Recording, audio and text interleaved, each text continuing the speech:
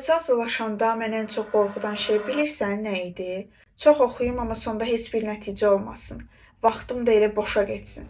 Elə sonra dostlarımla birlikdə IELTS dərslərinə yazılmaq üçün Time Academy-yə gəldik və mən bir daha sistemli çalışmağın önəmini anladım. Düzü mən düşünürəm ki, kursum hər kəs üçün deyildi. Çünki biz çoxluqdansa keyfiyyətə əsaslanırdıq. Elə ona görə də kiçik qruplarla daha dərin öyrənə bilirdik. Kurs ən əsası mənim vaxtımı və enerjimi düzgün yönləndirməyə kömək edirdi. Minimum resursla öz potensialıma çatmaq mümkün oldu. Bəzən motivasiya olsun deyə divarlara notlar da yapışdırırdıq. Mənim notumu da elə Time Academy-nin divarlarında görə bilərsiniz. Sınaq imtahanlarına, yəni mocklara qaldıqda isə onları komandaya yaxınlaşıb book edirdik.